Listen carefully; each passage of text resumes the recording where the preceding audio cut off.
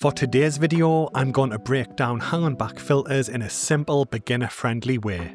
While I do run a lot of filterless aquariums that rely on plants for natural filtration, hang back filters are by far my favourite technical filtration option when I need one.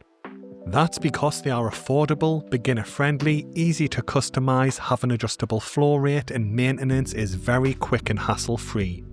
A lot of people do recommend sponge filters for beginners, and I honestly understand why, but if I had to choose one, it would be the hang back filter every single time. So let's jump into the video to talk about why. I want to start by breaking down how a hang back filter actually works, because there are a few slight differences depending on the specific model. Firstly, water is drawn in through the intake tube, which can be fitted with a pre-filter sponge, sometimes included with your purchase, which can help prevent baby fish or shrimp getting sucked into the filter. From there, the water enters the intake bay and flows through your chosen media in the media bay and then returns to the aquarium via the spillway. Now, one key difference to look out for in entry-level models is whether the filter has an overflow spillway or not. You can see here on my All Pond Solutions hang back filter that there is an overflow spillway on the left hand side of the front of the filter. This might look like just a simple design feature, but it's actually quite important. If your filter media ends up getting clogged, this spillway allows water to bypass the media and return safely back to the tank instead of building up and overflowing, resulting in a leak. On the other hand, budget models like the Nicrew Slim hang back filter for nano aquariums doesn't include an overflow spillway, and that's one of the most common complaints you see on its Amazon reviews. When people neglect maintenance on that filter, the media will clog, resulting in water building up in the intake bay, and without an overflow spillway, the filter will eventually leak. Thankfully, regular maintenance avoids this issue, but it's definitely worth keeping this in mind when you're buying your new hang back filter. There's also hang back canister style filters which operate similarly, but use media trays which can hold far more media than a regular hang back. Instead of a spillway, these return water to your aquarium via an outlet tube. There are a few of these on the market these days, and some, like the All Pond Solutions HOB 500, are excellent value for money, but some of the other models can be hit or miss. For this video though, I'm specifically focusing on the traditional spillway style hang back filter, since it's the most popular option in the hobby by far. So moving on, and I want to talk about why someone might actually choose a hang back filter for their aquarium. And I want to start with my personal favourite reason, and that is that the maintenance is quick, easy and mess-free. There's plenty of other filter types on the market these days, and I actually covered a bunch of them in my video on the best nano filters on the market, which I link to in the description. But when it comes to comparisons, I do think that the trusty sponge filter is probably the most common alternative to a hang back in the hobby. The biggest downside for me with sponge filters is their maintenance, and it really annoys me. Every time I used to have to pick my sponge filters out of the tank, they would release a cloud of gunk into the water column, making the whole cleaning process a lot messier and more frustrating than it actually had to be. This isn't really an issue with a hang back filter because all of your filter media is in the media bay at the top of the filter, so you can quickly and easily remove it for cleaning as required. Another big reason I personally prefer hang back filters is the noise level. I will go into this in more detail later in the video, but when set up correctly, a hang back filter can be almost silent, unlike air-powered options such as sponge, box or under gravel filters, which can be surprisingly noisy due to certain air pumps. Next up is media customization, as most sponge filters are pretty limited and you are stuck with whatever PPI sponge you get that they come with. But with a hang back filter, you can fully customize your filter media to suit your tank's specific needs. And finally, unlike a lot of other popular filter types, the majority of a hang back filter is actually sat outside of your aquarium. Now that's a huge plus for people like me who are mainly on the nano tank side of the hobby, where space inside of our tank is at a premium. So moving on, and we get to filter media, and most hang back filters come with a media cartridge included, but if you can, I highly recommend you avoid using these in the filter. Unfortunately, these included cartridges are usually made up of a plastic housing that takes up a lot of the space. Then you get a thin layer of filter floss, sometimes a little bit of activated carbon in the middle, and then on the other side you get a tiny amount of biological foam for biological filtration.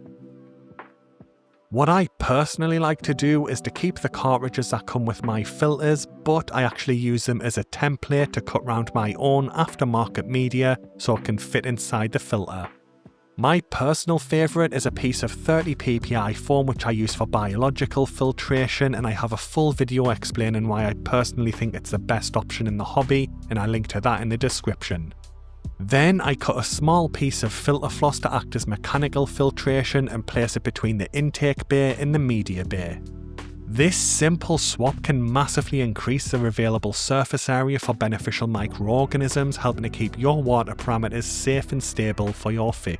If you are using a hanging back filter for a nano tank, you're probably using something like the Nicru Slimline models, which I personally love for anything under 12 US gallons or 45 litres, but in most cases you will be limited to biological and mechanical filtration because they are so small. Once you move up to medium and large hanging back spillway filters, the media bay does increase in size and it is large enough to add certain types of chemical filtration too.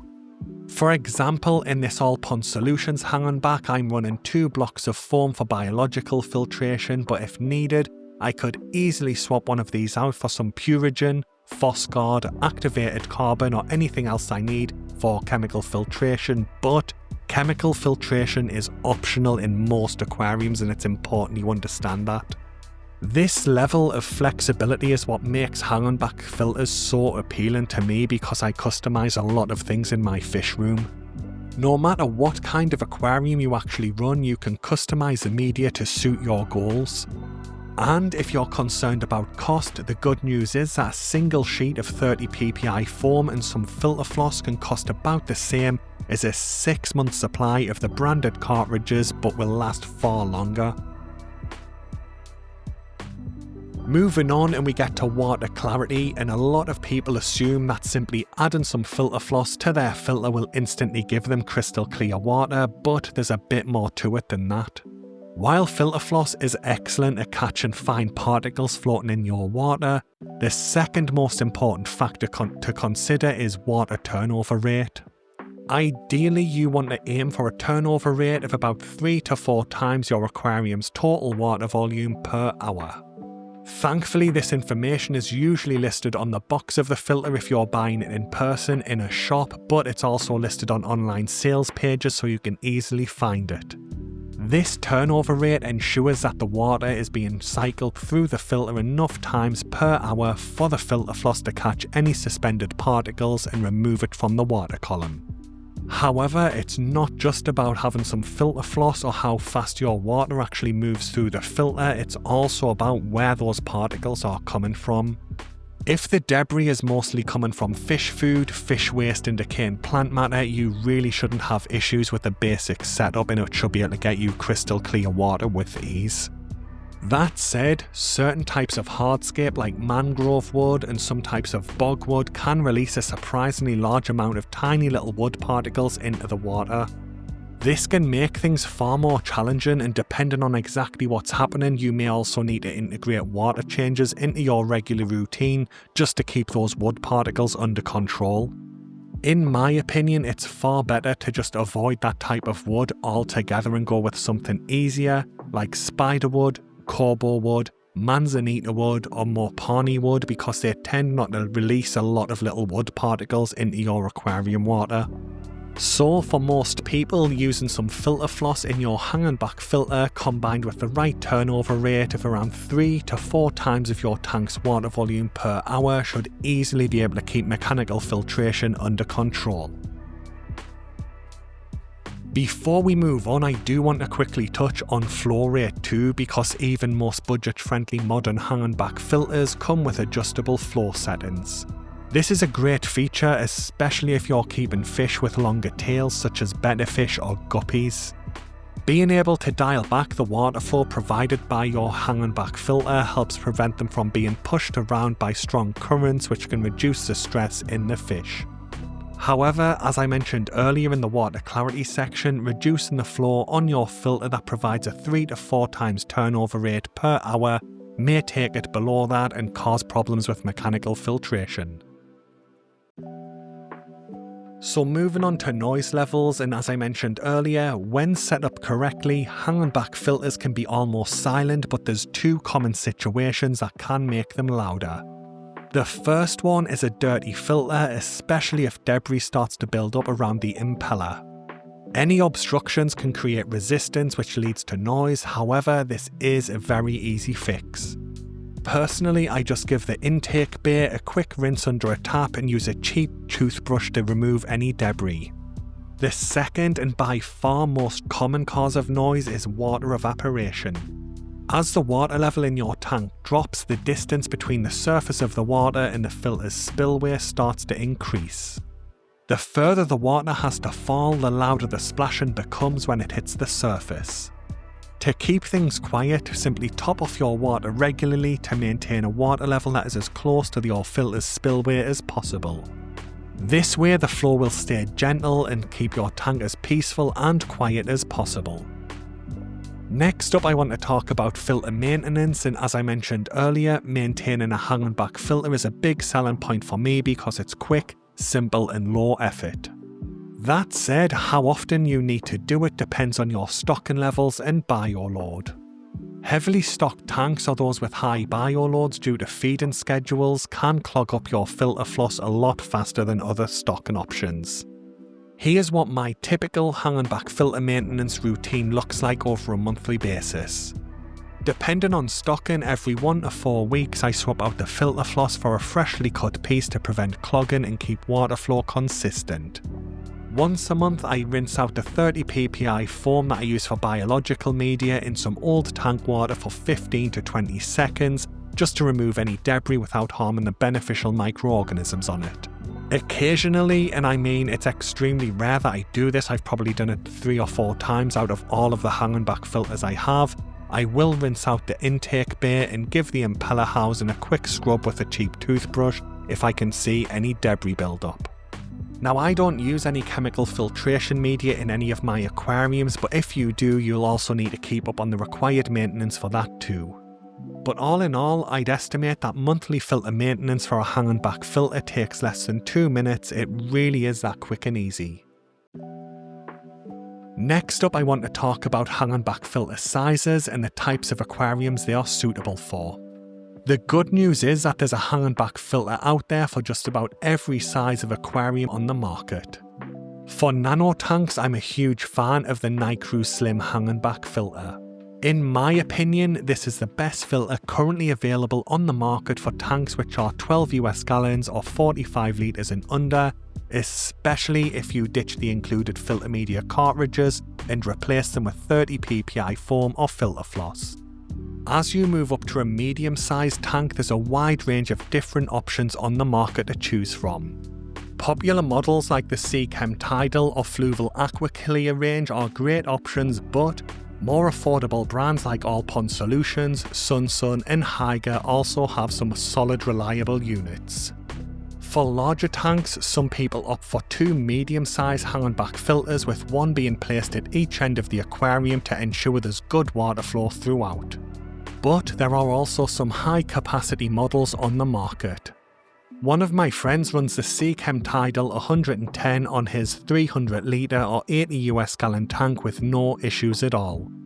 Now that is the largest model in the Seachem Tidal range, and his tank is also planted, which will help with filtration, but I was genuinely impressed when I saw how well it performed. So no matter what size you're working with, there's a hang and back filter out there that should be able to get the job done and meet your needs. The last thing that I want to cover is what happens after a power cut, because unlike some other filter types, gravity can affect whether your hang and back filter will restart automatically or not.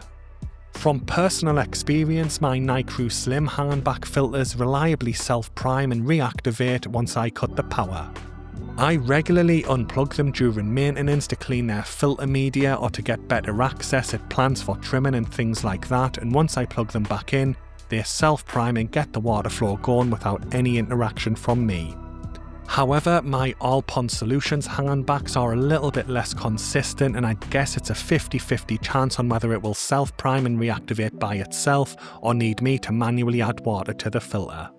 But many of the high-end hang-on back filter models, like those with motors located lower in the housing, aren't affected as much by gravity. So those designs make self-priming far more reliable, which is a big plus in the event of a power cut. So, like many things in this hobby, you get what you pay for. If power outages are a concern in your area, it's probably worth investing in a more dependable model that will automatically restart once power comes back on. Anyway guys, that brings the video to an end. I hope it's been helpful. Hang-on back filters really are a great option in a lot of different aquarium setups, so thanks for watching and good luck with your new filter.